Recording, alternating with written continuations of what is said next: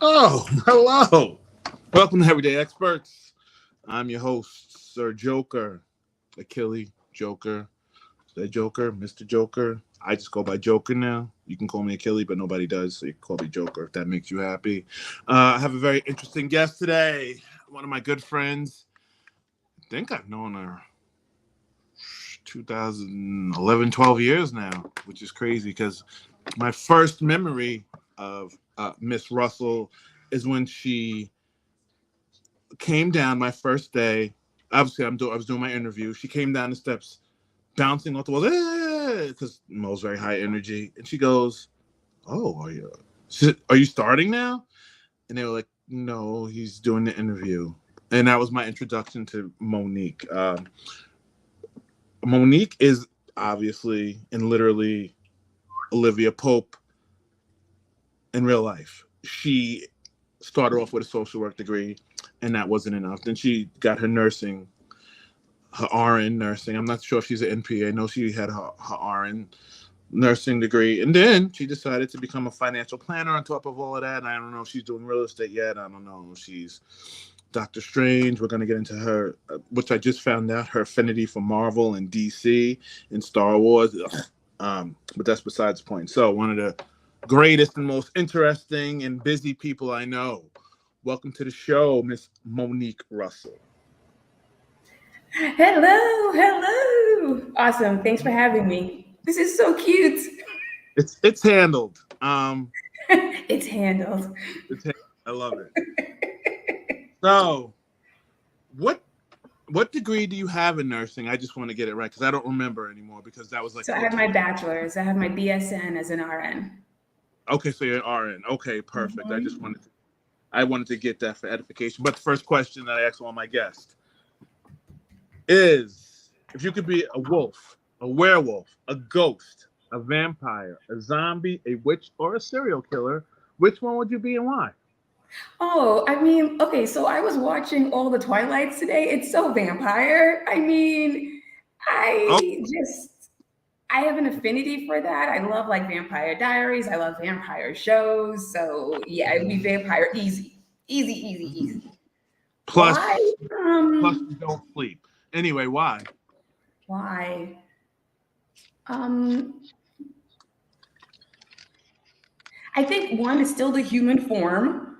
Mhm. Um, and I think there's some like intrigue about it, like this kind of like hunger and desire, which we already kind of feel as human beings. So I think it's just expanded upon in the vampire world. I don't. I, there's a yeah. There's a like a there's an affinity that we have for vampires in society, and I like that. I like the almost can kill you, but maybe they'll hold back and restrain themselves.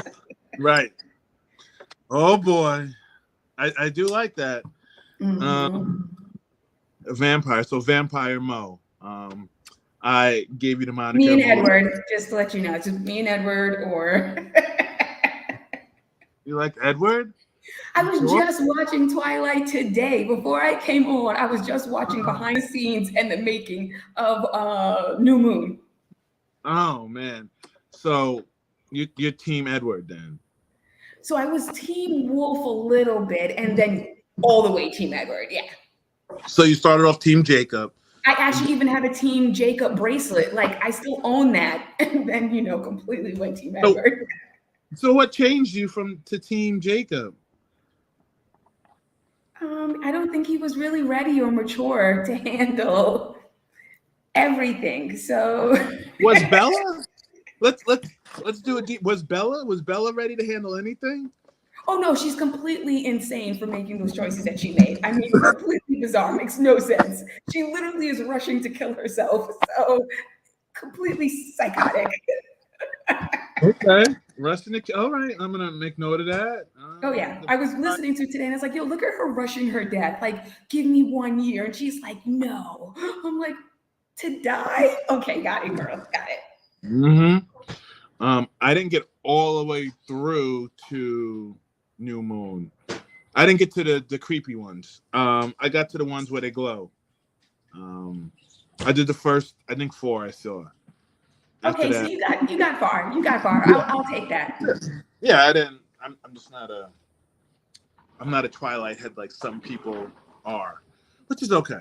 It was good. And then I piggyback on Vampire Diaries that I watched for a while, then the originals, and then Legacies. So, yeah, You're all about. Do you like Underworld? I do. Which Lycan one? or Team Vampire, Team Lycan?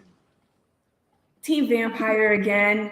And Oh, what's that other one where I forgot the show? Van Helsing? No, but it's a zombie one where the girl, the virus, and it gets injected in people, and it's a video game. Oh, Resident Evil. Resident. Yes, all Resident Evil. Oh. I liked Resident Evil. I think towards the end it got a little extra because I saw all of them. I was just like, all right. I know, So, I know. with the pile of other Alice's, I was like, all I right. know. But it still had visually stunning, just Yep. really cool. Yeah. Team Alice for me.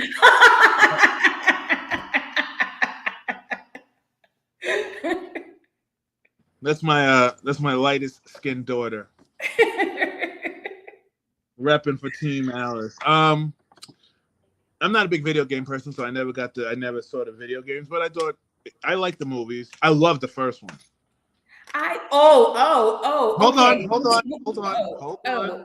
Stefan, okay, a little Damon, but I mean, like, Stefan, you can take home, okay? You can take Stefan home. Damon's like you run around. Oh, Stefan. So, there's a creep coming out. Got it.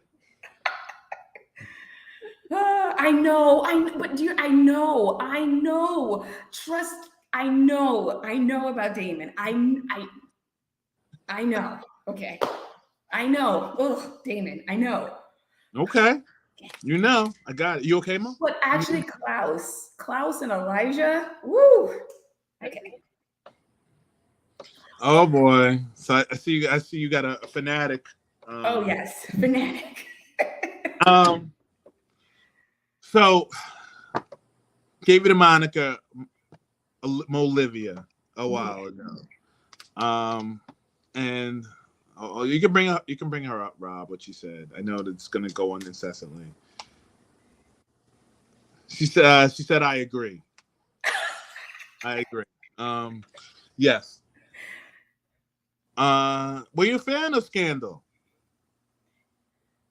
A little bit. So I think I watched like maybe 3 seasons of it, and even that, like every show kind of has its point where you kind of go, are we starting to recycle a little bit? So I got up to, I think, where he left office, and I think that was when I kind of like I tipped my hat off to the show. But yes, I was a fan. I loved how they solved those crimes, and then it was getting real creepy with one of her sidekick guys strapping people up and like chopping bodies and Was that what's the name? Her computer guy, and the girl, how she also became psycho too. What? But what I liked I watched until she became president, and they were talking about her becoming president. Then I was just like, that's not anything against a woman being president. I just thought like the road, it just wouldn't happen like that. Yeah, it was just kind of like stretching it a little. Right. And I thought it almost undermined her power that she became president, because I felt like she was more powerful and influential as just, Olivia doing like solving stuff, handling things. Yeah. But I agree that it lost its luster. We'll do the fun stuff the second half an hour. Okay. Talk about the Marvels and all that stuff. Okay, cool. Yes. So interesting enough, how did we go from? Do you remember the first time we met? I do. Do you remember when you were like, "Are you starting today?" No. Mm-hmm. All right, I'll see you next week. Mm-hmm. What's your first impression? Because Mo actually, unluckily for her, I don't like to say somebody worked under me, but I was a shift leader. So she worked. They worked with me. I didn't know there was like animosity and all that stuff. But I Um, was glad that you were like your height helped, right? I did like that, and I liked that it was a male because we worked in a in a in a facility where we were working with males, and it was not fair to the men, young men as mhm, well. We're not having men to look up to and talk to, mhm, and also show an example on how to treat women. So I was like, yes, another man coming in here. Lord have his mercy. mhm. I also think that I don't know how they proposed the position to you or explained it to you guys. I felt like they explained it different than how I carried it out. I think I tried to really be like a team player. I didn't try to come in and say, "Don't do this and do that." It was That's kind of great what. working with you. And then we both love like theories and analyzing. So there was a kindred spirit on like our cerebralness, and that's where we really connected. So, Yes, Mo is very cerebral. I just play. uh-huh. Um, so how do we get into social work? You know, what kind of led you there, and how did that transition into nursing? So how did I get into? I feel like social work fell into my lap, and one of the things I think I don't talk about often enough is that everybody, including myself, are always struggling with being comfortable in your own skin and the woes of life. And sometimes I think people just feel like, oh, Monique's got it, she's good. And I think it's a daily thing that I struggle with. And I've had therapy in my life because that's actually something they recommend while you're counseling other people. But I'm thankful for that chapter of my life. But I really enjoyed the therapeutic process. And Hmm. everybody has a past, right? Everybody has some things that they dealt with. And I found it very fascinating that through the power of conversation and words, that you could have people have a different path. So I fell in love with the social work through college. I started working in group homes, shelters, and I was like, you can get a degree in this field. And I ended up getting my degree and then working. And then there's something called burnout, which you What's don't that? realize that occurs until you're really in the field. And I think by that time, I was working in the industry already, probably about 8 or 9 years by then, from like undergrad and up to the point I was in. And I said, I don't know if I want to do this energy level of work forever. And then at the time, my mom's also not working at that time. My mom stopped working when I was like 16. Mm. So I was like, I need a career that I have days off and I can still work. And one day I was working in my office and I saw someone's door. It said MSWRN. And I said, wait, you can do that? And a good friend of mine had a conversation with me and they're like, girl, you got a lot of energy. Just go back to school. And I was like, no, I can't go back. And she's like, come on, go ahead, go back to school. And I went back and I got my RN degree. And it was not easy. It was not fun, but You I don't like realized I easy. could actually explore more. You don't like easy. It was it. Looking You back, don't I'm like like, that's easy. crazy. I was working full time as a social worker in RN school, and I'm like, yo, that was in. I don't think I slept. Like, I don't think you sleep now. So we're gonna go back to that in 1 second. Question: how important was it for you to be a black female in the field in social working and now in nursing? And we'll talk about your current oh, array of stuff in a minute. that is a fantastic question. So it's not that I'm thinking about my it's not like that comes up. Like I don't walk around like, yes, man, I'm doing this because, but it comes up in conversations when I'm talking to people. So they're the ones who point it out. Like I'll be talking to a patient and they're just like, thank you for being a person of color in this field. And I'm going, wait, what? Yeah. And they're like, we just wish we could see more of us here because, and I'm going, I don't realize that the patient side is the one that's really paying attention to it a lot more than I'm paying attention to it. So, especially when people have asked me, who do you know who does therapy and are they a person of color? And then realizing You're like, Yeah. how many of them do I know that I can even refer someone to? Mhm. So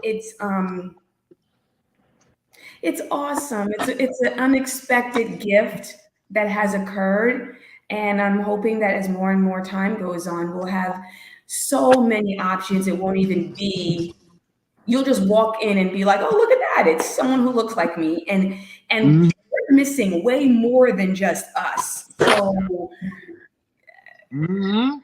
there's a lot of groups that are missing representation, especially in medical and therapy fields, big Oh, time. my good friend, Mr. Glenn Caesar says hello, namaste, sir. Oh, let's shout out the people in the uh, my darling child, Catherine. Hello, Mr. Matt. I know you left, but thank you. The owner and producer and executive person, Mr. Fishbeck, is actually working behind the scenes for me. I love it. Um, Little girl comes up to you and says, "Hey Mo, I really appreciate what you've done and what you're doing, but should I be a social worker? Should I be a nurse? Should I be a financial planner? What do you think? Should I do which one rewards you the most?" That's right. Go ahead, girl. Giving you layups. So that's where some of the struggle has been. I mentored nursing students for a period in my career too, and I knew I was already making the transition, but I'm mentoring them. Right now, I do mentor a lot of nurses as when I work, they ask me to, someone to shadow me for the day, and that comes up a lot. And one of the things I really say to people is, you're never limited to what you want to do in your lifetime here. So if this is what you're passionate about, I will cheerlead you to the fullest. But if you ever want to, make a left turn or a right turn in anything that you want, go Mhm. do it. I don't know how many shots you got at this thing called life is. So Mhm. I hope that someone doesn't just look at my viewpoint. I really kind of turn it back on them and go, what does your heart desire? And I break it down to the point on when you wake up in the morning, what do you want your days to look like? Because if the career you're choosing doesn't fulfill that, you might be in the wrong field. Mm. Mm. Go ahead. Talk your shit, girl. Talk your shit. Um, you do mentor students, which I think is amazing, and I think that's one of the funnest things: mentoring and shadowing and working with people just coming into the field to see that it's not cookie cutter. It's not like your dad's therapist is not like us. Your mom's social worker and nurse is not like us. So Ayana, my daughter, is actually going to be starting the BOCES program for the LPN next year. What would you give? What advice would you give to her? Because I'm going to make sure she watches it, and other young students just entering the field. Well, the fact that she's doing the LPN program actually gives her a huge advantage up. So I would really tell her to take this opportunity to really honestly like investigate the field. Like this is the perfect opportunity for her to do research on where does she want to aspire to and work. Because the fact that she's starting so young in the BOCES program, she could be literally, and I'm not joking, within 5 years' time, managing a floor or managing a wing of a hospital because she's ahead of the game. So one, make great connections with everybody that you know. If she has to get a notebook and write down all the names of the people that she knows and gets their phone numbers, you never know when you need to reach out to them. It doesn't matter if you had one conversation with them. Hey, by the way, I'm going for this next job. Could you write me a recommendation? Get everybody's name and number and email addresses because numbers change, right? And then really like while you're there, look around, like ask people like, what do you enjoy? What skill set do you think I need? One of the skill sets she needs immediately is, well, I think LPNs do IVs, IV assessment skills, and scholarship programs. So she should also be asking those locations if they have anything or if they know. A lot of those professors teaching also are connected or affiliated with a hospital. Tell her to call me. But Listen, listen, and I'm gonna let you finish in a second. But what you don't see a lot of is somebody who looks like you doing what you do and what you want to do, and I think that's huge and that's really important because honestly, there was 3 black men in my counseling program, 3, and I knew them all, and what's crazier is one of them was the father of my barber, and I didn't even know until after the fact. And my old barber, I'm sorry. So I think that is so important, especially for where we are. And you could talk about Black Lives Matter, blah blah blah. But what's happening is, as you ascend up, you need to see people above you doing what you're doing, so that you can. I need a goal to aim for, and then I need somebody to pass. Um, so I would say it's also safe to say that there has been a lot of paths that have been led before us, even if they're not a lot of people. Yeah. And you have to also know that you are still the pave maker, right? So making it work, you know what I mean? Like one of my main things that I do, especially when I'm working, is I try to make people laugh, right? My goal is to try to connect with as many people as possible, not for the impact of you owe me something, but for the impact of we're all humans underneath. And you'd be surprised on the people who might be pulling you up. They might not look like you. So even at the same time, as we make it like importance for that, some of the greatest impactors are going to be people who are like the 100% total opposite of everything you are. So really just connect with people and connect with people who you believe have success, then ask them about that success, like specific, not just, oh, they look successful. Ask more questions. I think that would be really impactful. Like, are you happy with the quality of your life right now? Like, would there be anything that you would do differently right now if you can maybe go back 5 years, or even a few years back or 10 years back, right? I think one thing that we all would want to do is maybe look into entrepreneurship a lot more sooner than later. And I think that's one missing thing, that we preach the education, but we don't also teach the LPN. What if you owned a practice while you're doing this? Because honestly, keep it a buck, RNs, I'm sorry, nurse practitioners, PAs, they do 90% of the work in the private practices anyway. And then in the hospital, you see a PA for a lot longer than you'll see a doctor, and you see the nurses all the time. Like I tell people all the time, nurses do probably 80% of the work in the hospital. We do. Facts. What was it? Facts on facts on facts. That was from Drunk History. Facts on facts on facts. And it is true, and it is facts. So the reason why I picked the moniker of Olivia, because Olivia Pope, what I see with her, and I think Kerry Washington has that air of confidence and drive behind her. Exactly.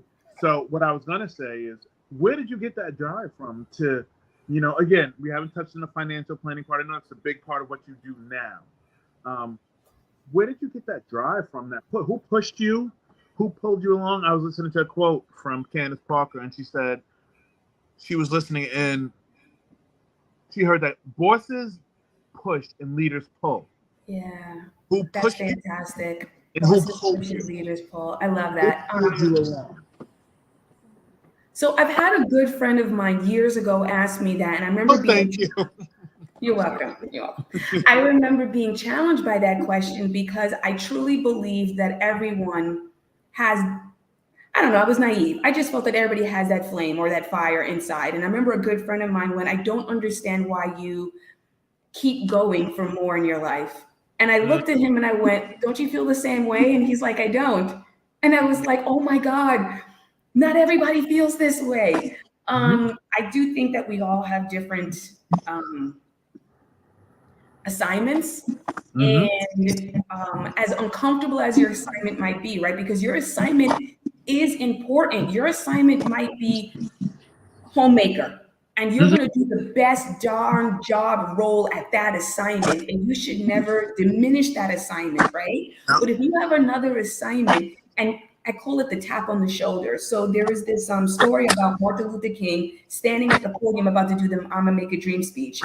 And what we don't know about that speech, that there was a woman standing behind him and she tapped him on the shoulder and said, Martin, do your speech, because he started off the speech doing something else and she kept tapping him on the shoulder. And I love that analogy because just like you just said, Akili, you talked about the fact that, you know, people push you up. And here we look at Martin Luther King as one of the greatest, you know, impactors of our generation to date, right?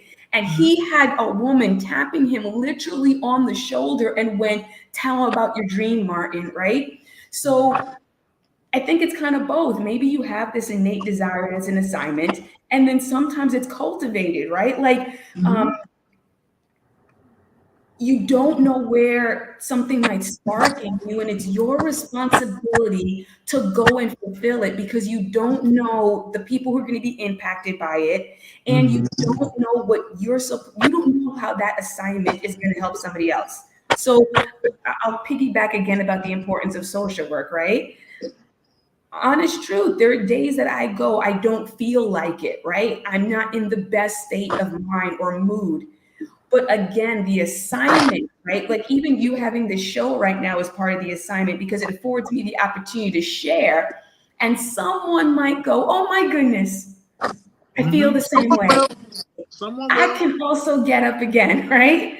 So I just have always had that feeling like max out your life, man. If there's some things that you're supposed to or called to be done, please get them done. So later on in life, you don't have to look back and go, I coulda, shoulda, woulda, when most of us land on their feet. So go for it. Go for it. You're right. You're right. Um, a lot of people don't have that intrinsic drive, which to me is interesting. So one of my friends would tell me, "Oh, you know," and he would just. I always try to lift up people, and you know that I always try to lift up people, especially all my friends, but my black friends, because you know what? One day I was sitting, I was thinking, I was like, you know what? Do I pick my black male friends up? Do I pick my black females? And I try to pick them all, but he was like, "Oh, I can always count on you for encouragement." I said, "Because we should lift each other up." And it sounds so stupid and so simple. Um,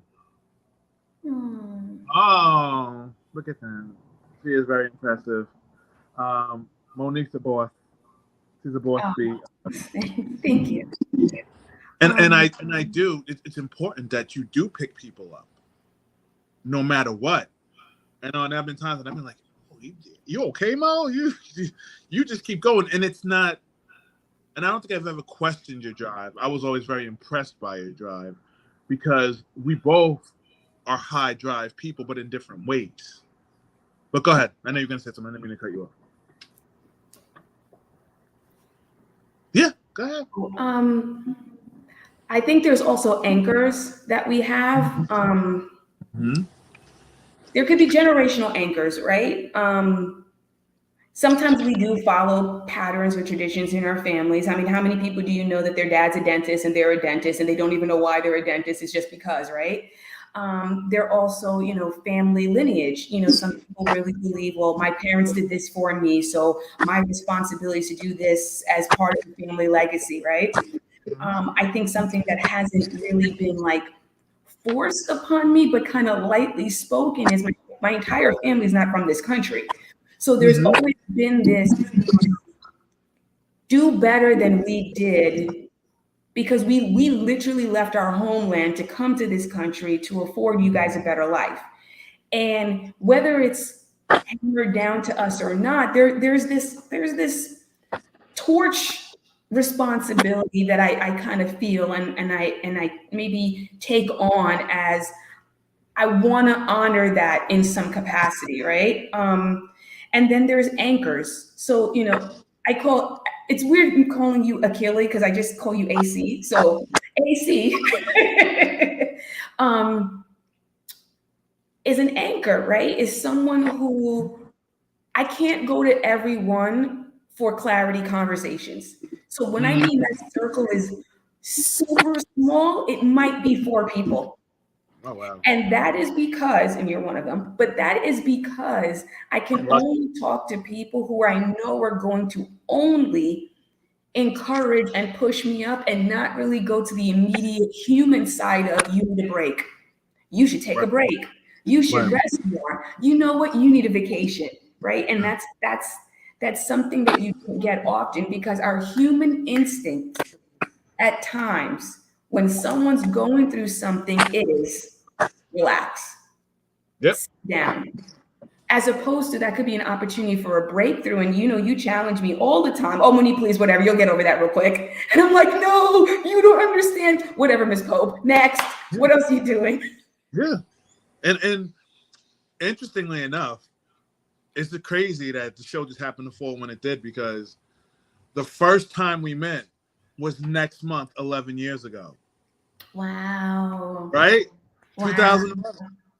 And what I think was really interesting, what's really important about the drive, like I said, the high motor, was that I thought it was interesting. I thought it was just cool. Just like you was always, oh, I'm here, I'm doing this and I'm doing that. And you kept that going. So when Mr. Glenn, that was in the thing, is one of those people that, I feel like it's kind of like that anchor, not necessarily just for me, but he's very into spirituality, into yoga, into I don't know how to even meditation and all that stuff. So I've incorporated a lot of that in what I talk about into my sessions now, and that started off the strength of the things that he told me and how he was trained, because he has cerebral palsy, and to be as grounded and as knowledgeable as he is, that's lucky for me. That's a blessing for me. So just like, and I know everybody says, oh, but when you need stuff, blah blah blah blah blah, and I get my motivation from seeing people do well. So seeing you do well and expanding in your business, and you always tell me when you get your promotions and all that stuff, and we're gonna talk about it in a minute. I know it's like seeping out of No, your balls. I'm good. No. I want no. You're gonna get your flowers. You're gonna get your props because they're deserved. Because I think you ever heard a saying, don't bend your head trying to help somebody else, because then your crown tilts. Don't tilt your crown. Keep your head up. It's important that you get your respect and your props, because someone might look at you and say, oh, but no, you don't have a family, you don't have this and you don't have that. And, what do you say to them? Because I feel like knowing who you are intrinsically, you're just as happy as if you walked a whole different path. And you could have. You were there. You were on a precipice. And you chose you. So how did you make that decision to choose you, A? And B, what do you say to those people? So that's something that I've had to grow into. So I think that's definitely where the meditate, prayer, and knowing what you're going for really matters. So I've had women out of nowhere just go, my goodness. I mean, and then you realize again too that first off, number one, this person making this comment is not going to die with me. They don't Yep. pay my bills. They're not with me through the thick and thin of things. So there's a lot of commentary that's going on in your life. And then these are also the ones who are like, and they believe in God. And they are, and they're saying some things that just don't make any sense. So everybody has their own path. I absolutely want children and to get married. And then there was a point where I felt like I was trying to make it happen. Like Manifest it. do a God just give it to me right now, like a switch in bait almost into making that happen, when this is a whole nother human person that I'll be adding to my life. And don't I owe myself the respect, and don't I owe a relationship the respect, as opposed to just going do it. I've even had girlfriends go, look, I just feel like go have a kid right now. And I'm going, you mean alone? And I'm like, but why would I choose that if I don't have to choose that? So in the past, it used to hurt. And now it's more on, I have inner peace in myself. I know what I want, and I'm not willing to sacrifice an immediate desire just to make you feel comfortable about being around me so I can have a check off in your box. So that's how that has evolved. And it wasn't easy, because what occurred during those conversations was pause what I'm doing so I can go fulfill this. But then wait, you're not with me on that journey anyway. So why am I making this about you? Mm-hmm. But yeah, but those are and to each their own. For Mm-hmm. anyone who wants that or has that occur for them, I'm all about wherever you are, whatever has occurred up to this point is perfect. It's fantastic. Don't delay if you want it, but don't try to like swindle it into your life. Like tackle down the wrong person just because you want the wedding pictures and you want the children. And then you turn over and you go, we can't even have a conversation. And you knew that from the jump. So you deserve more. You deserve quality in your life, I would say. And I love it. that's the journey that I'm on. Great I love quality. Yes, make your own path. Your own path. That's right, Queen. Yes. So you're now, I will say you're phase 4, phase 5. You're phase 5 of Mo Olivia. You're phase 5. Um, you do a lot of financial planning, and that's right, Gregory. Give her props. You can bring it up, Rob. Give her props. Wait. Ooh, ooh, That's right. ooh. You're in phase 5, phase 4, phase 5 of the Molivia journey, and now you do financial planning, I financial do. assistance, insurance, life insurance, all of the things.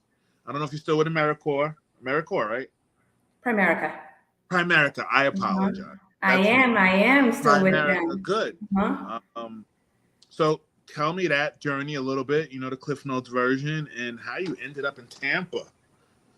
So I think being someone who's kind of constantly, striving for more, uh, what you're seeking you is seeking you, or that kind of theory, right? Like what you're Mhm. seeking is seeking you, and ownership and land ownership and entrepreneurship has always been there because I've always stopped and looked at what I was doing as a career and going, why don't I own this building? Why don't I own the whole thing? Mhm. And then it kind of just really fell into my lap. Someone ended up talking to me about it, and I said, "Look, I'm too busy." And they were like, "Well, what if you got licensed part time?" And for me, it was just a duh. Like, why not add another license on? Who knows where this will take me? So it didn't interfere with my current lifestyle. My friends and family thought I was crazy to the point that they made fun of me, and I mean brutally. And Mm. I say this again, some of those journeys are the journeys to almost test if you By really are going yourself. to go for what you want. I By mean, yourself. huh? By yourself. One of my best friends were like, you're making the worst decision. You need to just become a nurse practitioner and stop looking left and right. And I'm going, but again, you don't even pay my bills. So and then I said, it's something that I feel like I can do well in. And it's afforded me the opportunity to speak at a couple of local colleges. I Mhm. got to go around to high schools and teach education to young children about preparing for the future. There's a young girls group that I've had the opportunity to speak to as well. So, alongside helping adults, I got to help my fan base. And my fan base is always 21 and under. And I absolutely love giving them something that I think our United States of America doesn't offer, which is a way to honestly having freedom. So there Mm. was like a hunger that really got created in the financial path, and I never knew it. And I was like, wow, if someone had told me just because you suck in math, you could still get into finances, I might have paid attention. So I struggled with math all through school. I got tutors the entire time. I passed.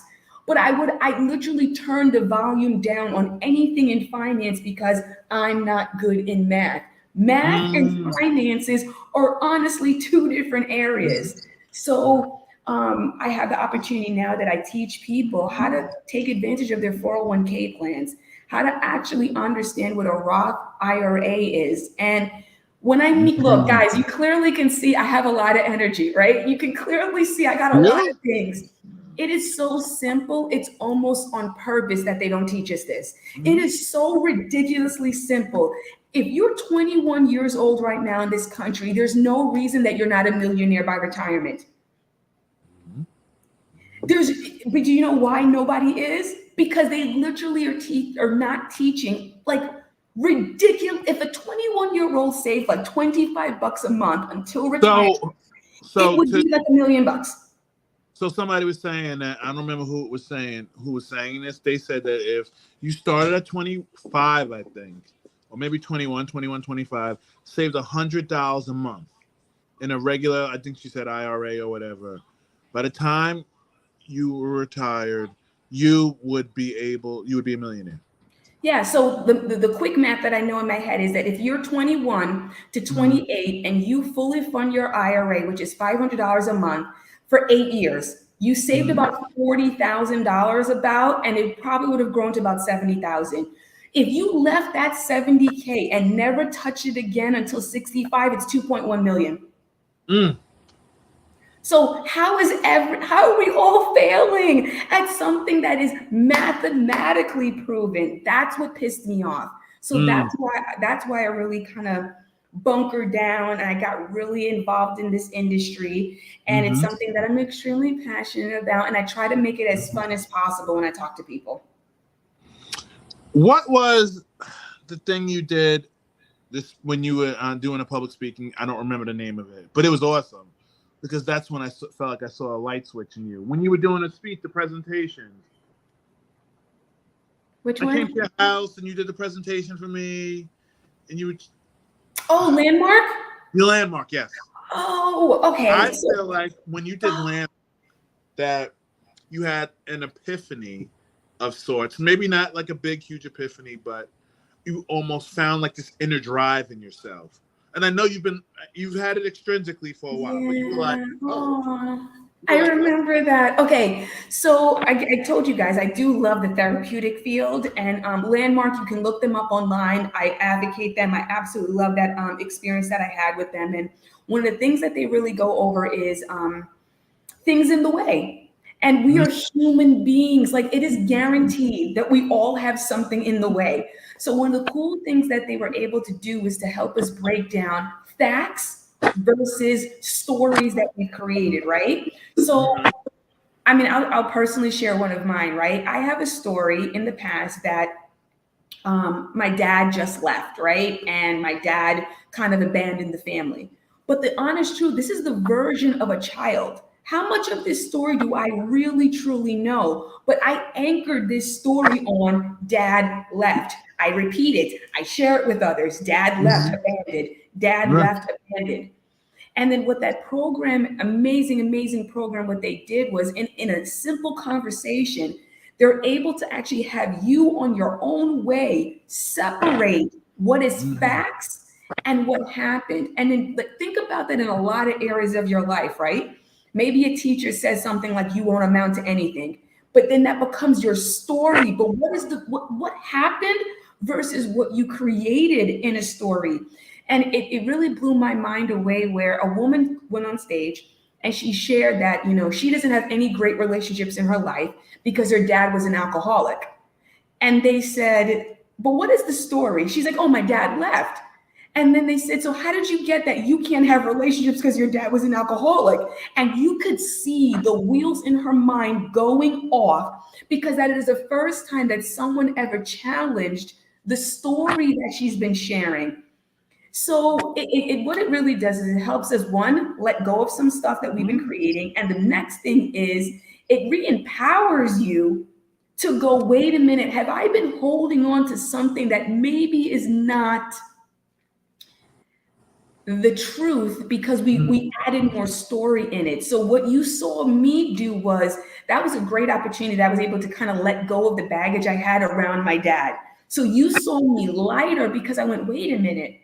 I never was abandoned. All my dad did was leave. Our family added the word abandoned right. because of the therapeutic life that I have. When I got that and I said, wait a minute, can you imagine I apply this in like the social work field? Like how fantastic it would be for patients on realizing that our family. We as human beings created the word abandonment. Was I Mhm. ever abandoned? No, my mom was there. I got dressed. I fed. I had a great life. We added the extra word, which then I went, yup, abandoned, abandoned.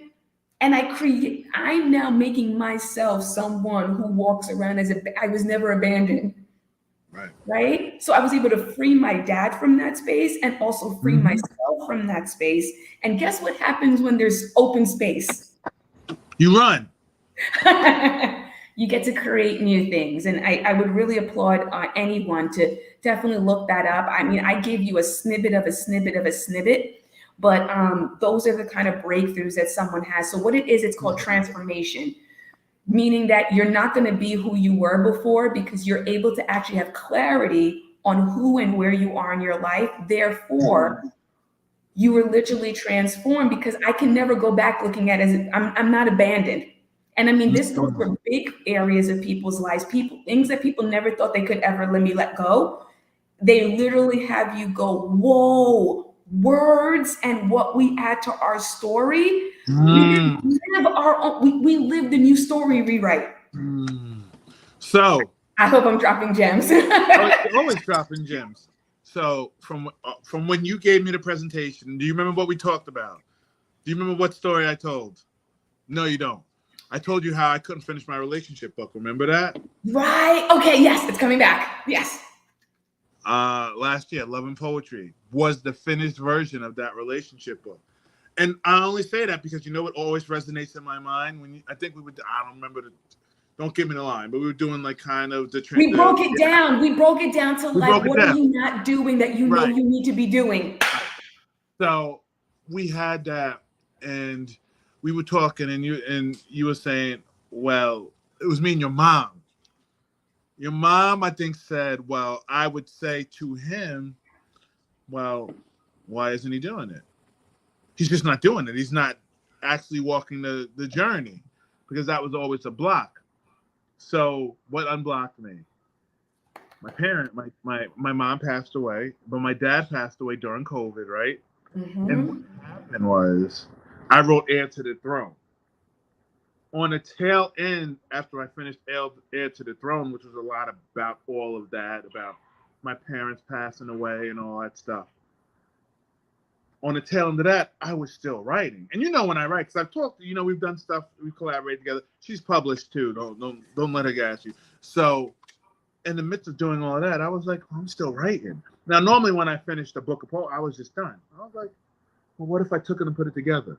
So I took the relationship poem book and finished it with love poems and mirrored it together. And then you know what I said? Ah, that's what was missing. It was the push from my parents, my dad passing away, and then always hearing you in the back of my head saying, well, you're just not doing it. Yeah. And it's crazy how much I loved Landmark. That's something I would totally do if I had time, but I don't. And don't tell me I'm making excuses. I really just don't have time. So tell me about Primerica. And I know you said you went to Florida to take advantage and grow and grow. What are you like? A global a star, a vice president, or something like that now? Tell us Not your yet, title. because I'm still working Tell as us. a nurse, and I do that. So, but yeah, I wanted a significant change. It was just time, and I did have an injury. So about a year ago, I was working, and look, I believe in God. I believe in things sometimes happening. I believe in you choose your own path, and things kind of happen. And I fell at work one day, and I broke my collarbone. And during that period, I honestly felt like I had a lot of time to think and really go, what's the next chapter for me in my life? And, Right. COVID, I think, did that for a lot of people, but that was actually the winding down of COVID that happened to me. And even COVID's quietness didn't give me that much clarity. It was actually, sitting with my arm and healing.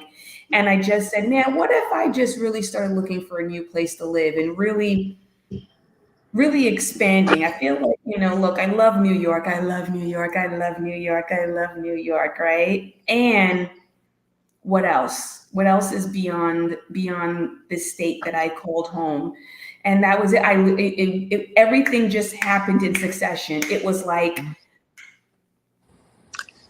You so were I by trust that stuff too. Like when you think of something and you take an action, the first steps usually occur quickly, and then you'll maybe have some bumps in the road. But usually it's like boom, boom, boom, boom, boom, boom. yeah. And that's how it occurred. Oh man, and you're still kicking butt at it, I'm Yeah. sure, because you're a star. Do you ever feel the pressure to ascertain, ascend, or and like move past your own greatness?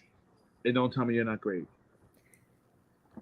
Wait, what was the question? Ascend past my own Do you greatness? ever feel like the pressure to ascend past your own greatness? Yes. If you're at 99, do you feel like you have Yes. to get to 100 and 110? Yes. What's it like? How do you It's deal with that? uncomfortable.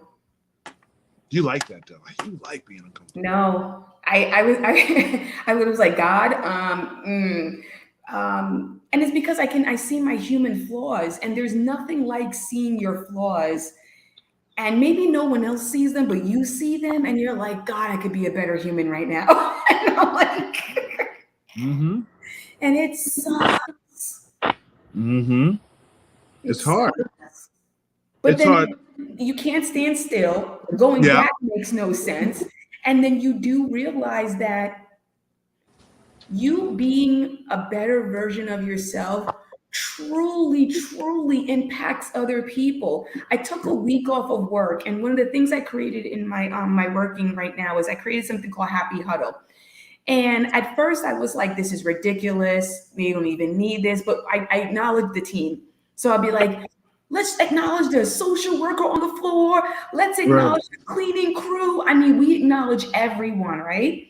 And it was something that I thought was kind of silly, but and the moment that one day I didn't do it, the whole floor, Monique, where's Happy Huddle? You didn't do Happy Huddle today. And it triggered again that people are in dire need of leadership. They're in dire need of someone rising above the mundane. And it's a responsibility because there's been days that, look, I'm not happy. I don't feel like doing what I created called Happy Huddle.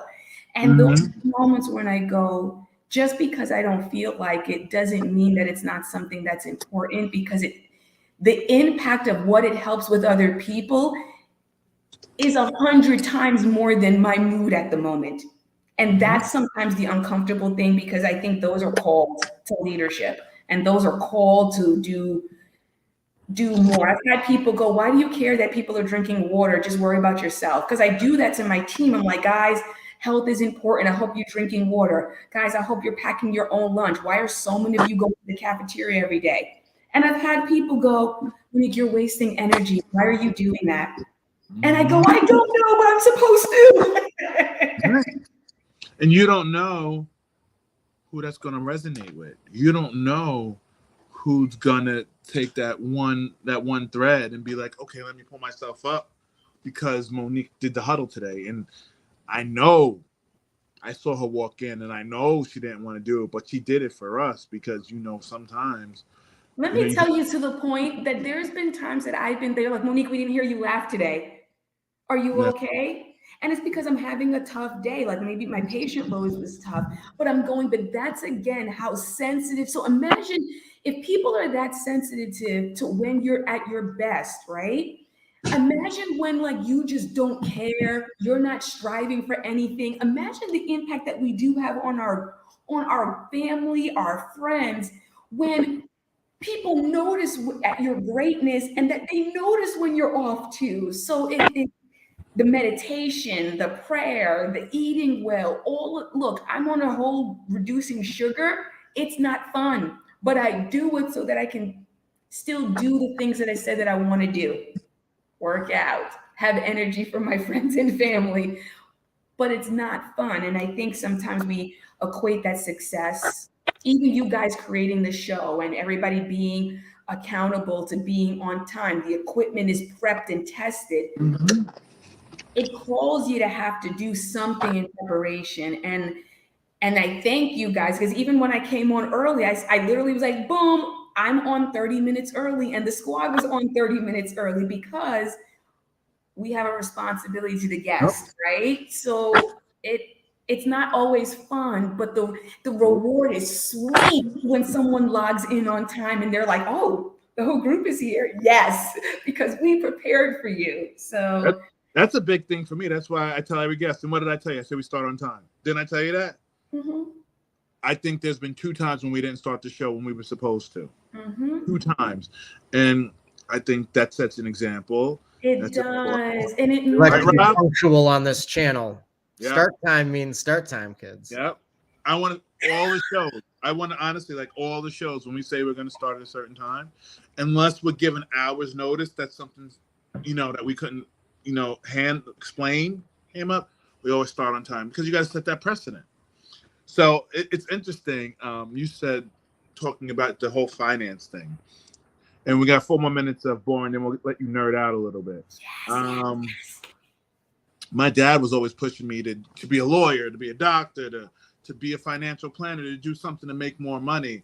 And what's interesting is, in the same way that you said that you didn't think that was your calling, but now you're finding out, because I think you did find your calling, because it takes the best of all of your things, and it puts it, yeah, it lands your plane. It's all the stuff that you're good at, working with people, because I know you love working with families and helping them. And you've told me that's why you do it. I like helping people and working with people, and that's nursing. That's social work, that's important. And my dad would be like, oh, wow, I don't know why you keep getting beat up by these kids and getting beat up by these adults and all that stuff. And I just told him, like, you can't explain what you feel like you're supposed to be doing.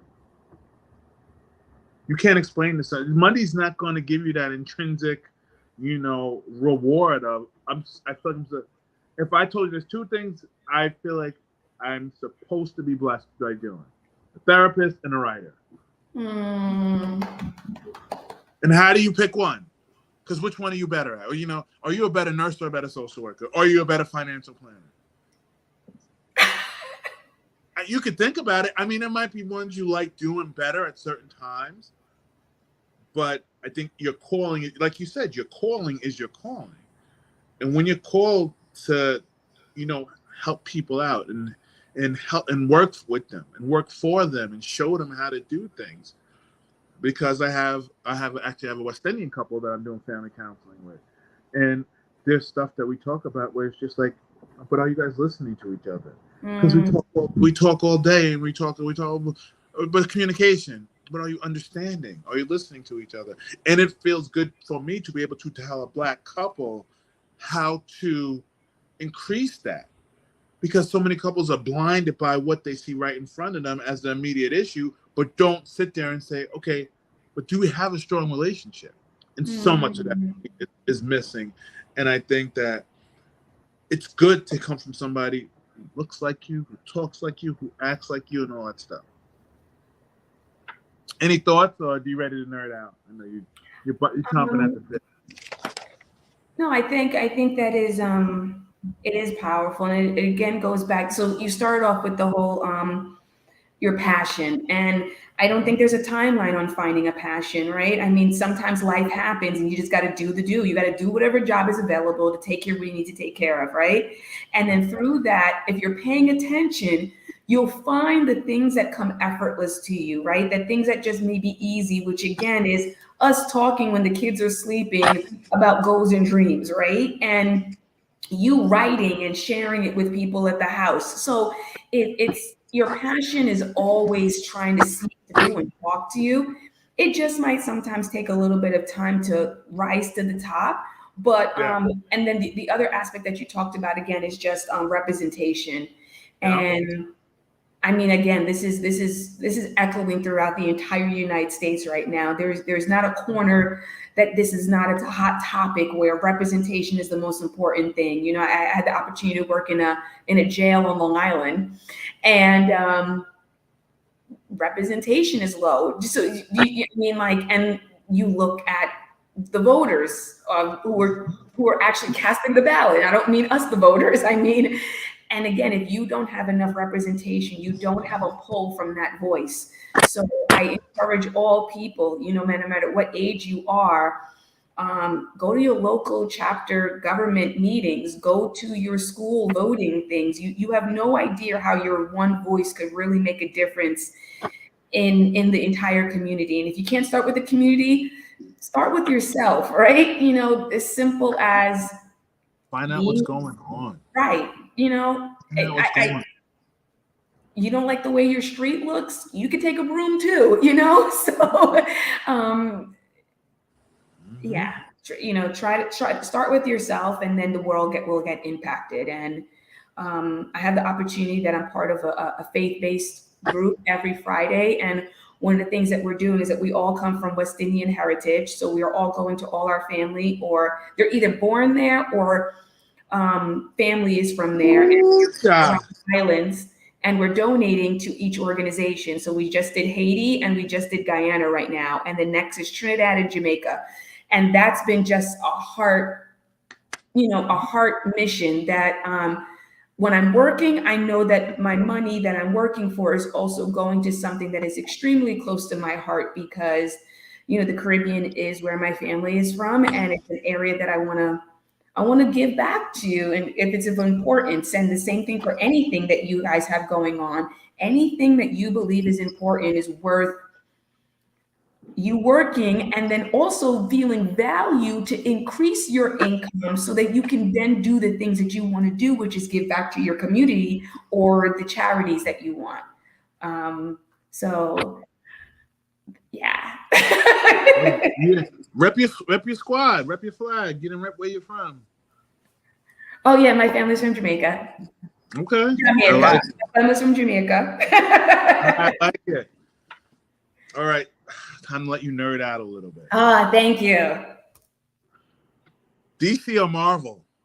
Okay.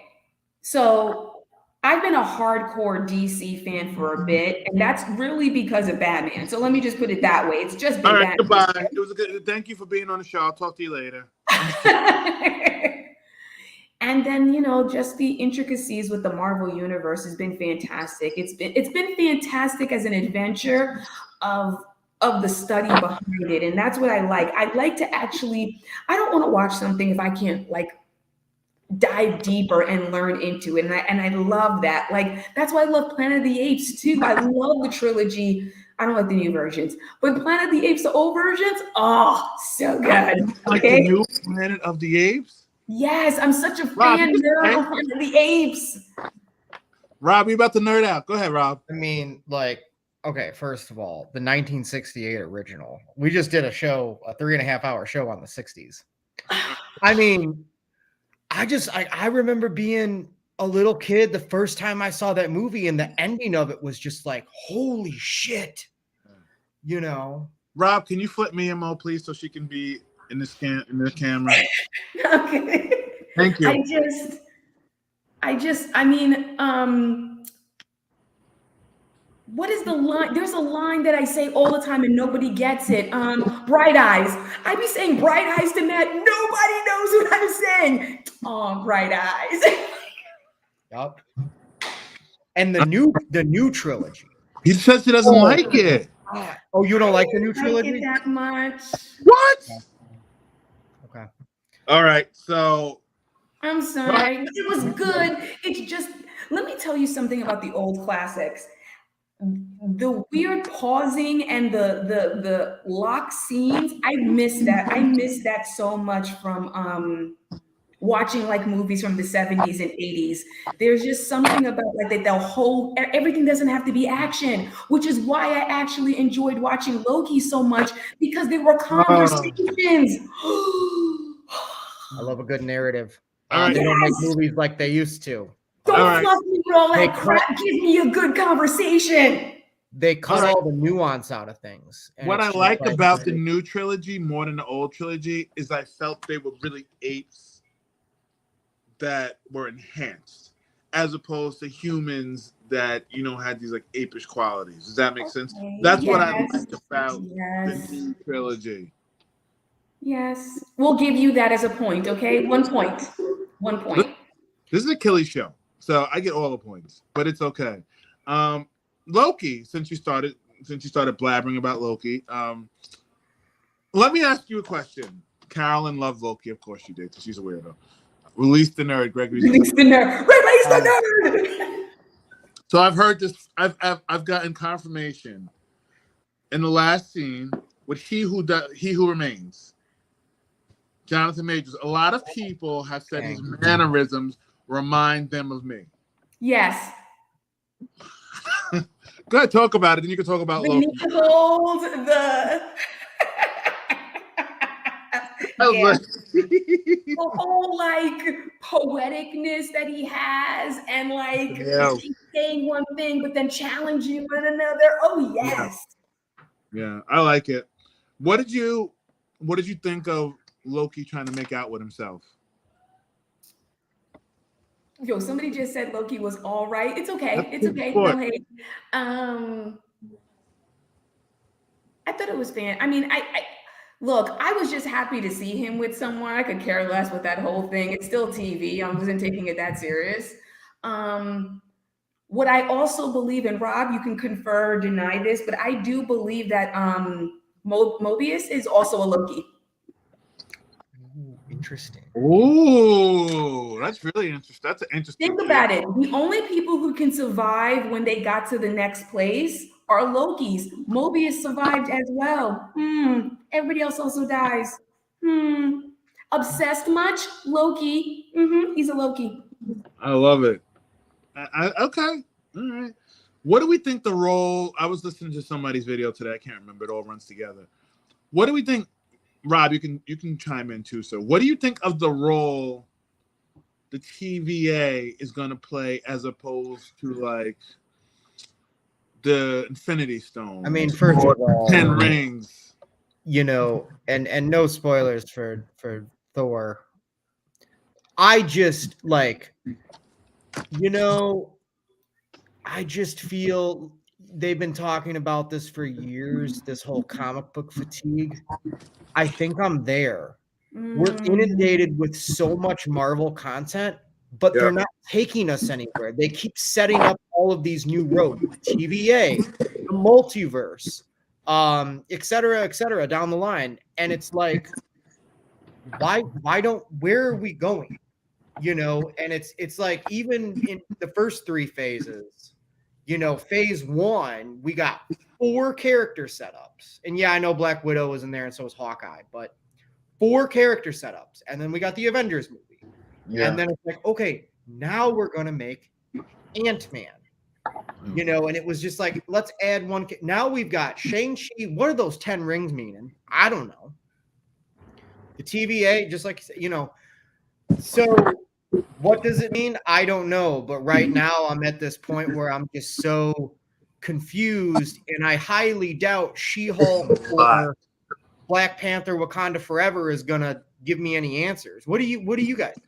I really believe they're at a crossroad, and the crossroad is not really for us, unfortunately. What they're doing is they're almost paving a new way to make new people for the next like 10 years coming. So I watch all the Disney Plus, and I honestly feel like they're giving us familiar faces to get used to, new characters to build on. So in the next 5 to 10 years, we'll want to go see these stories. Right now is it's mess. It's purposeful mess, I think, what they're doing right now. And I hated Moon Knight. I couldn't watch it.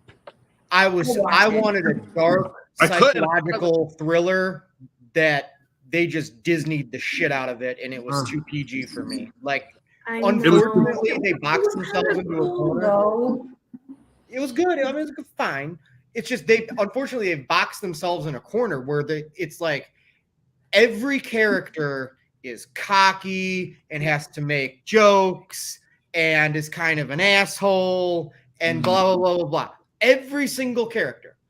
There's no depth or variety. I would love to see a dark movie that's not intended for children. It's PG-13, but it's not intended for children. The children can get Miss Marvel and Hawkeye and stuff. You know, give something for the adults, to I think reinvigorate their. Did you forget that in Madness one with Wanda? Like that, I was literally like, okay, this is. I could not stand the first three episodes of WandaVision. No, not WandaVision. The Multiverse of Madness. Yeah, Multiverse of Madness. That was pretty dark. But I think it was riddled with because jokes. that's Sam Raimi. Like you got to keep the series. Like, have you seen the Batman? Yeah. The new one. Like that. Yeah. There ain't no jokes in that movie. It's still PG-13, but there's no jokes. No.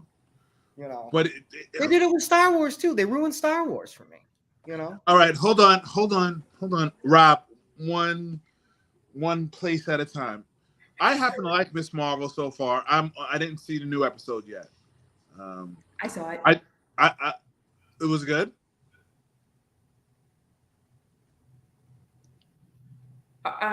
It was good, but another thing I think Disney Plus is, look, I'll say this for Miss Marvel and Moonlight. Remember, these are not just stories. They're also trying to give acknowledgement to two cultures that we typically don't talk about. So I think in place of story, it's also had to now deal with representation. So there's so much going on with the directors and the writing, because they're also going, we're the platform of this group that doesn't get representation. So, I mean, I was Googling the music for both of those shows because there were songs I've never heard of before or artists I've never heard of. So the last Miss Marvel, like it was good. But what happened is because, again, they're trying to give acknowledgement to the culture, the story was kind of long and you're kind of going, why couldn't we have gone through this a little faster? And I had to pull back and go, you know why? Because they're teaching history. There's history that I never knew of that happened in India that I'm learning from a Disney Plus show. Yeah. So in place of story, they've got a lot of boxes that they got to check off between two countries that got to both go thumbs up. Well, the Egyptian culture and the Indian culture are those two shows. It's an interesting point that you brought that up, because the other two issues is, and again, I'm all for, and you saw me on my other shows, I get in trouble all the time, but I'm all for diversity. It's just when it comes down to it, I want the best writer or director or whomever. I want the best person that's going to fit the project. I don't care what color, man, woman, starfish. I don't give a shit. Starfish. But it's got to be the best person for it. And I feel sometimes Disney's like, hey, we're Disney. We represent everybody. And like that maybe shouldn't be like the thing. Like just pull that back a little bit. It's like if it's just a bunch of white dudes making it, but it's phenomenal and nobody's complaining. You know what I mean? Like, the other thing is, no, Disney tried to do everything, because I watched all the assembles, all the backstories on the making of both those shows, and no, they went like everybody has an ethnic origin attached to these shows. That's great, but I mean, it's like, and the other thing too is that, and yes, this deals with the MCU, but it more so like, especially like the Fast and the Furious movies and stuff. They don't, they're not making these movies for an American audience. They're making these movies for a global audience. So we got to make sure we don't offend the Chinese, because that's 40% of their money. Correct. Good answer. Yep. And it's like The Dark Knight was placed in Japan, some parts. Okay, go ahead. No, I mean, and the Wolverine has to be placed in Asia too. That can be a problem, because it's like, okay, now you're holding back, maybe a joke or, whatever. You're trying to be too politically correct to appeal to everyone. And sometimes when you do that, it dulls it down so much that it's not appealing to anyone, if that makes sense. Rob is on it. Oh, yeah. That's what I do. Yeah. All right. I followed that same story too, where there's so many shows and they make deals with other countries, and then it has to be set in this country because they need their audience to like the show. And I'm like, oh, so did you really write this for this, or was it because you had to? There's a movie called Skyscraper with The Rock that came out a few years ago. and it's about this giant skyscraper that was built in China. I watched the movie. They did not make that movie for American audiences. I could tell by watching it. It's so like, once the was like the police force or whatever, they got to make them look really good and like all this, and it's just like, come on, what are you doing? This is just all about dollars and cents, but I'm an artist, so that's my era was the 70s. Those days are over. Oh, I've been watching Columbo lately. I've never seen that really, so that's been fantastic. Oh, Peter Falk, yeah. Oh, so good. Yeah. All right, we're gonna nerd to DC for a second. Okay. Favorite Joker on screen.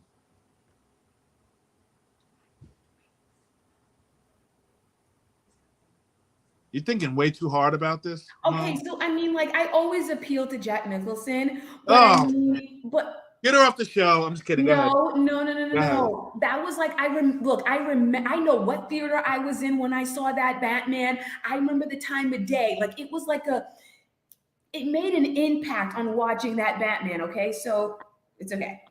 But I mean.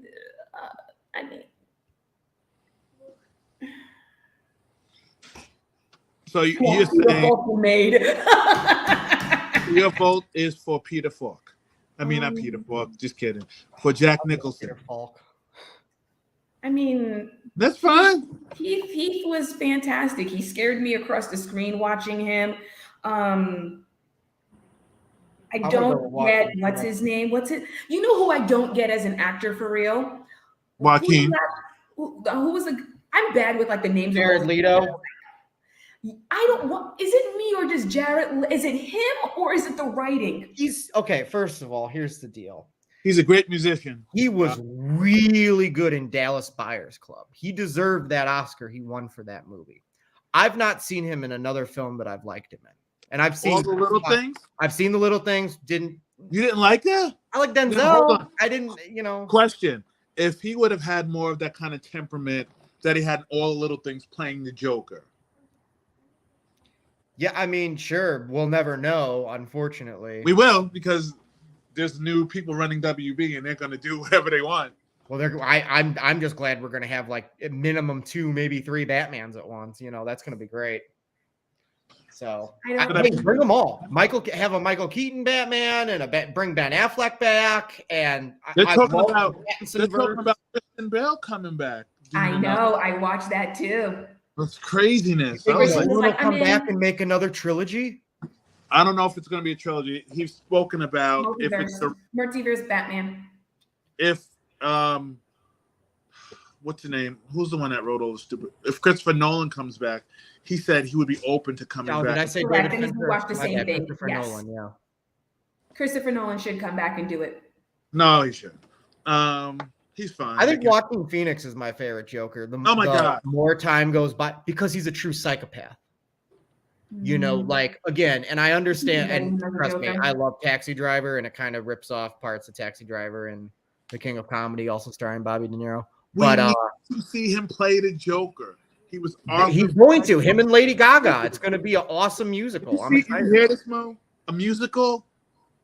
Okay, it's not the kind of musical you guys are thinking. This is how I envision it. Moulin Rouge kind of musical? No, this is how I envision it. So the scenes. Have you seen, Monique, the 2019 Joker with Joaquin Phoenix? No, I did not. Okay. I was scared. So this isn't really like a spoiler, but you need to watch it. The scenes, Joker, when he breaks from reality and they're like dream sequences? Yeah.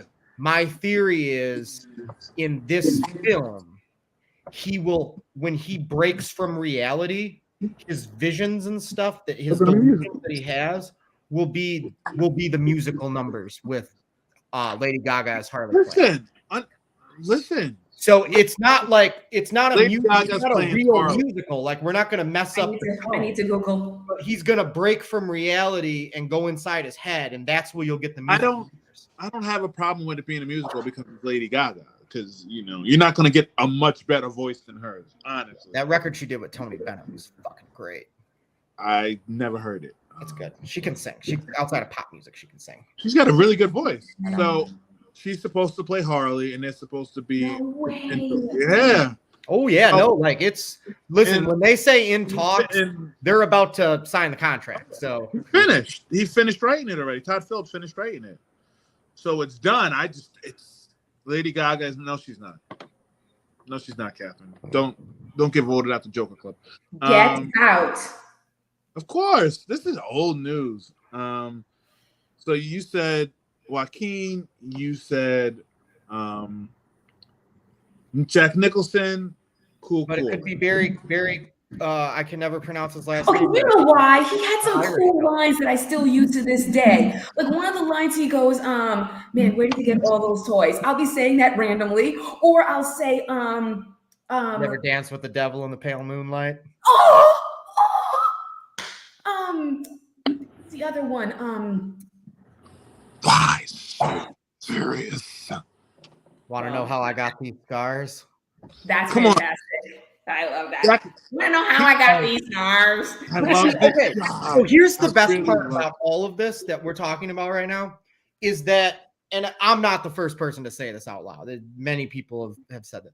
What's so great is that we're kind of in this era now where like doing Shakespeare is just not really popular anymore. I would say probably the 90s. Kenneth Branagh did some Shakespeare adaptations that were good.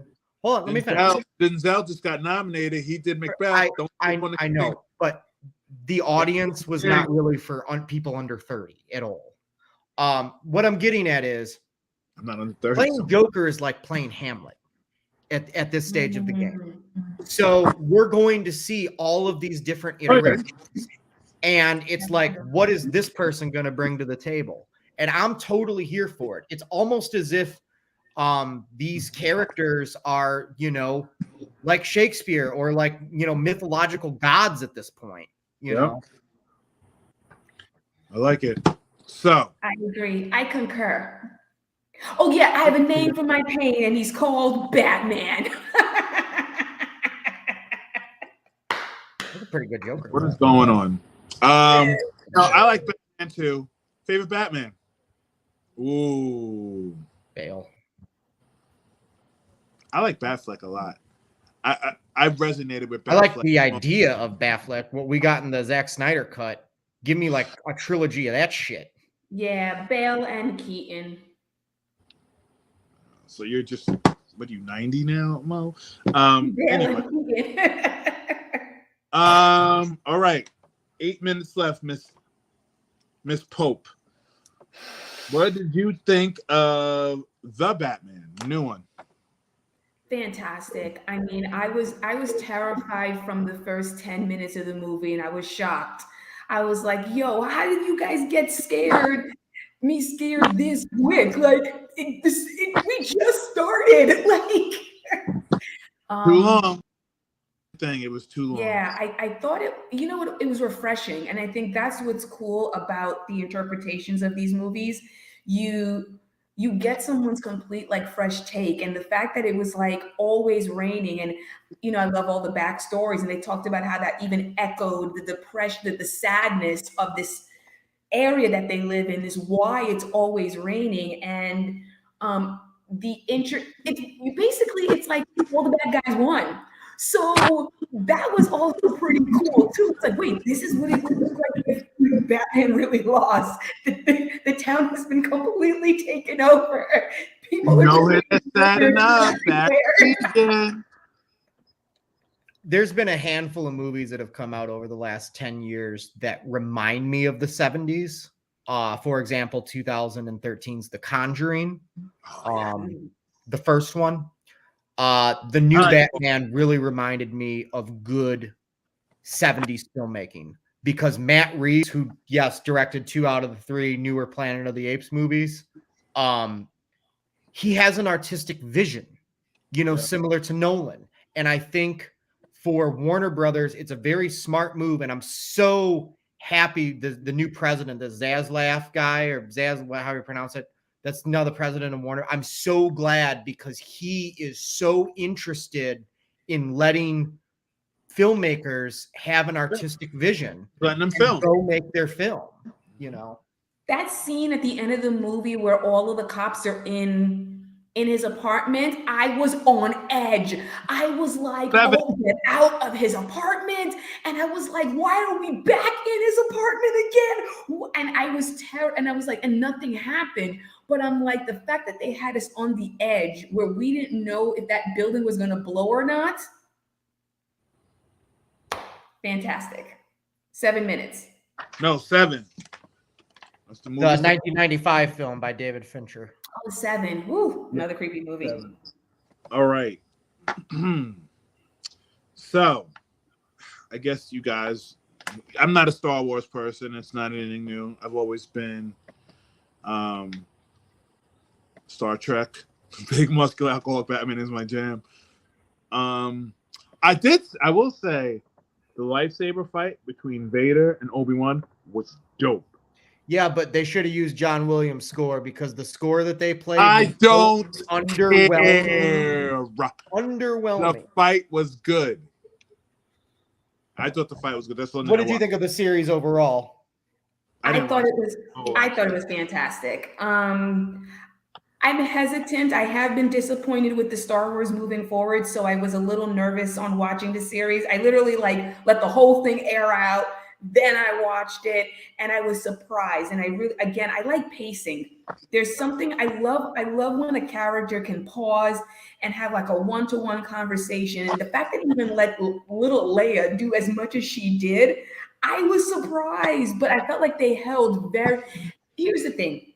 It was worth telling. And that's the other thing I only like about story. Don't tell a story that's not worth telling. And it was so sweet on the fact that, of course, when Darth Vader woke up, he would want to go get Obi-Wan. Like, who else would he want to go kill?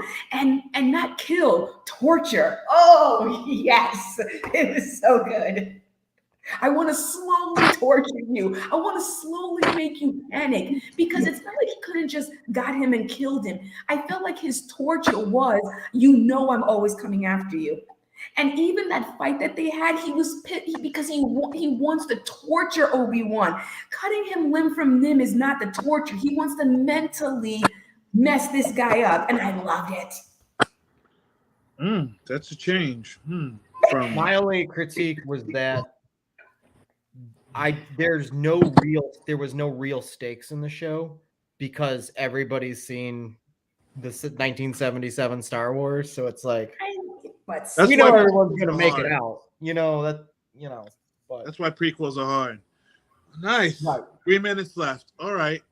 But still good to kind of see like that's what would have happened. He would have been hunting him down. What are your thoughts on Barry Keoghan potentially as the Joker? The silence of the did you see the deleted scene from the Batman? Yeah. Oh yeah. So I watched all those things, and they said that I was reading, and I kind of agree. I hope they don't immediately just go to the Joker. Like like you were saying, like it's kind of like this over saturation with it too. That I'm hoping that they give Batman someone else of worthiness for us to like. I think it's going to be Mr. Freeze in the sequel. They already gave him Penguin, and they gave him the Riddler, right? And apparently he's already dealt with the Joker. You know why they're going to put the Joker in before you know it? Money. He's Batman's counterbalance. I have a theory that they're not going to make a trilogy. They're going to make 5 films. And if I got in a room with Warner Brothers and Matt Reeves, I would pitch the shit out of this. Give us Matt Joker. Reeves, look at me. Matt Reeves, look at me. Give us Joker in the 3rd film, and in the 4th film, introduce us to Robin, and then at the end of the 4th film or in the 5th film, have Joker kill Robin, and then the last movie is like Batman. Like, okay, so you mentioned the rain and the darkness. I think in the 2nd movie things are going to be a little lighter. Because this Batman finally has a purpose. Like at the end of the movie, when he's putting that girl that's on the stretcher in the helicopter, and he's like doing the voiceover narration, like he's found his purpose now. So the clouds, I think, are going to begin to dissipate. But we have to have him break down again. And the only way we're going to have him break down is either he has a love interest that gets killed, or I think the smart move to go would be give us Robin in the third movie and kill him at the end of the fourth one. It'll be nice to see a Robin interpretation again. I watched an entire theory on why Robin hasn't worked and how like Robin was like really popular back in like the 60s and 70s and the sidekicks fell off. But then he's never been redesigned. And they said that they wondered if it's like an Achilles heel to Batman's storyline, which is why no one wants to touch it. But it'd be real fascinating to see someone do it properly. Yeah. But I was excited to see Joseph Gordon-Levitt do it in The Dark Knight Rises. You know, that was great. I know, it was great. And it wasn't overt, which is why we were able to take it on, because it wasn't like Robin, this kid in tights. Exactly. The tights are the best part.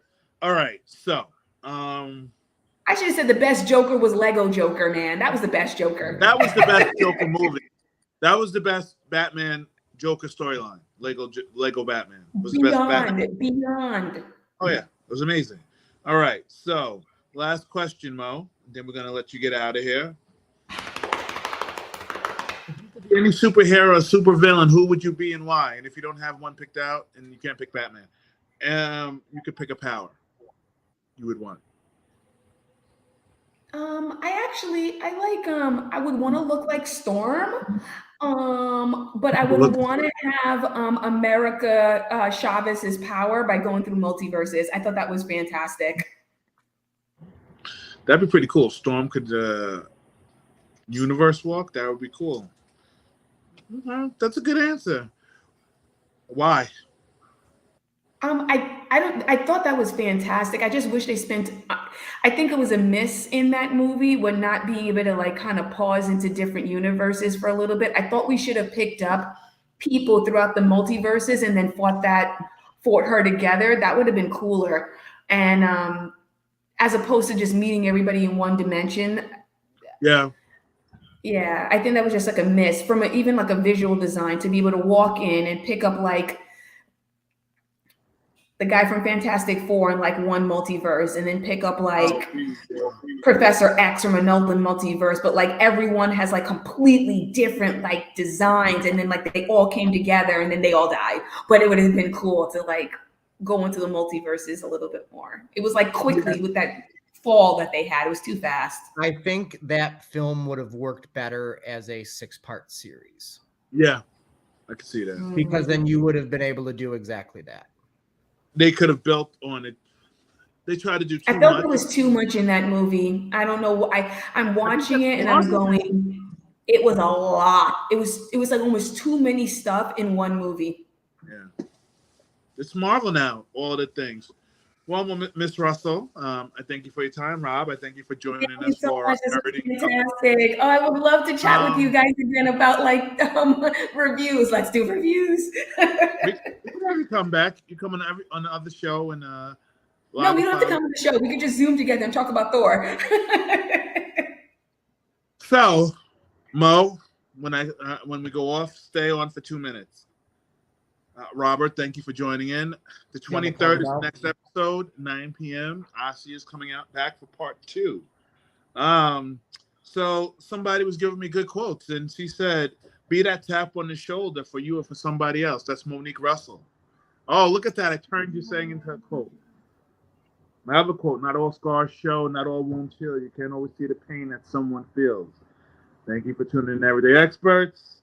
Thank you for everybody who watching, and as they say, Joker out.